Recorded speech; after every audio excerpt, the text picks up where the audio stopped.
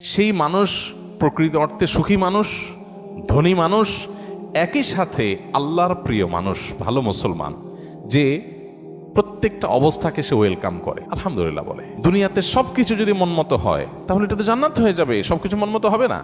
অনেকে দেখবেন অমুকে আমার সাথে এটা কিভাবে করলো, কিভাবে এটা বলতে পারলো, এই কথাটা সে কেমনে বলতে পারলো, আমি মেলাতে পারতেছি না। আমি কেন, এটা আশ্চর্যের কি আছে?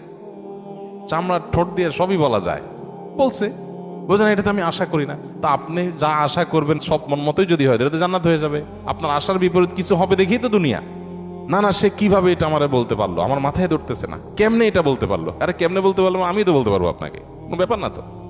সবকিছুকে ইজিলি নেওয়া, এটা হলো মানুষের দুঃখ দুর্দশা দূরের প্রধান মাধ্যম, প্রধান উপায়। কোন প্রকার বিপদ আপদ হলে আমরা ধৈর্য ধারণ করতে পারি না। ভাই, সবরটা কখন করবেন? তাহলে আপনার মনের বিরুদ্ধে হবে, চাওয়ার বিরুদ্ধে হবে, আশা যা করছেন তার উল্টাটা হবে।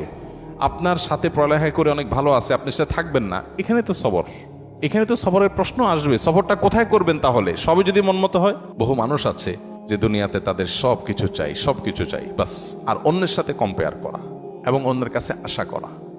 সকল অশান্তির দুইটা মূল আছে, আরেকজনের সাথে নিজেকে তুলনা করা, আরেকটা হলো আরেকজনের কাছে কি করা, আশা করা। মানুষের কাছে এত বেশি আশা করা উচিত না।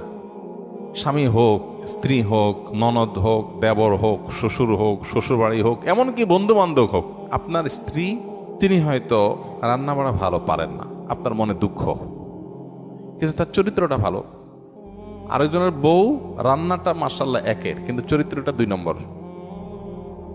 আপনার বউয়ের চরিত্রটাও ভালো, রান্নাটাও ভালো, হয়তো চেহারা ছবি ভালো না।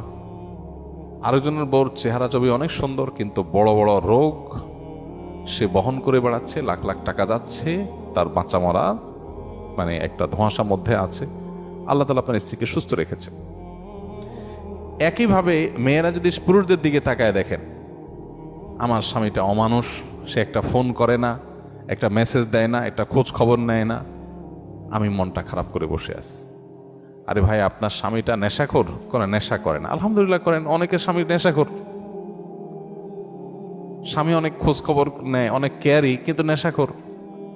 আবার অনেকের স্বামী সব দিক থেকে ভালো আছে, কিন্তু তার ক্যান্সার 4th স্টেজ হয়ে গেছে, যে কোনো মুহূর্তে মারা যাবে। আল্লাহ আপনার স্বামীকে সুস্থ রেখেছেন। আপনার স্বামীর খুব বেশি উপার্জন নাই, আলহামদুলিল্লাহ, উপার্জন নাই, কিন্তু আল্লাহ তাআলা তারা অনেক দিক থেকে তাকে ভালো রেখেছেন, অ্যাডভান্টেজ আছে। একজন ইমানদার সে সবসময় পজিটিভ জিনিসগুলো দেখবে। শেখ মোহাম্মদ মোতাওয়াল্লিয়া শাহরবি, মিশরের একজন বড় স্কলার, কোরআনে কারীমের একজন বড় মুফাসসির, তার একটা ছোট স্ট্যাটাসে তিনি লিখেছেন যে কারোর ঘর যদি চুরি হয়ে যায়, চুরি হয়ে চোরে সব নিয়ে যায়, সব বলতে যা যা নেওয়া গেছে, তারপরও সে ঘরে ঢুকে যদি দেখে যে খাটটা আছে, আলমারিটা আছে, আলমারির ভিতরে সব নিয়ে গেছে, আলমারিটা আছে, সে আল্লাহর কাছে শুকর আদায় করবে, যাক, ভারী ভারী জিনিসগুলো নিতে পারে না, আল্লাহ শুকর, এগুলো চোরে নিতে পারে না, এগুলো যদি নিয়ে যেত আমি কি করতাম, যাক আলহামদুলিল্লাহ, চোরে নিচে দেখে কিছু গেছে, কিছু আছে, যদি আগুন লেগে পুড়ে যেত তাতে সব ছাই হয়ে যেত। আপনি বিপদে আলহামদুলিল্লাহ কেন বলবেন, তার সায়েন্সটা এখানে। আপনি বাইক অ্যাক্সিডেন্টে পড়ে গেছেন, দেখতেছেন ঠ্যাং একটা নাই, কেটে আলাদা হয়ে গেছে, ওই অবস্থায় আপনি কিভাবে আলহামদুলিল্লাহ বলবেন, কিভাবে আপনি পরিতৃপ্ত থাকবেন, আল্লাহ শুকর আদায় করবেন? সায়েন্সটা কি? সায়েন্সটা হলো আপনি দেখবেন যে মাশাআল্লাহ আপনার আরেকটা পা ভালো আছে। এই একই অ্যাক্সিডেন্টে বহু লোকের 2 পা শেষ হয়ে গেছে, বহু লোকের জীবনটা শেষ হয়ে গেছে। আপনি যখন ওইটার দিকে তাকাবেন তখন বলুন আলহামদুলিল্লাহ, ওর সাথে কম্পেয়ার করলে তো আল্লাহ আমাকে ভালো রেখেছে। মানুষ ভালো থাকার জন্য তার মেন্টালিটিটা সবচেয়ে গুরুত্বপূর্ণ। আর এই কথাটাই নবী সাল্লাল্লাহু আলাইহি সাল্লাম মাত্র 3 শব্দে বলেছেন, আল গিনা গিনান নাফস।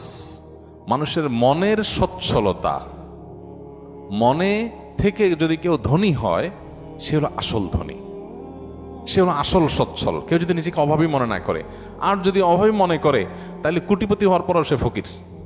কারণ সে চিন্তা করবে আমার চেয়ে বড় কোটিপতি আরেকজন আছে, তাহলে আমার তো নাই।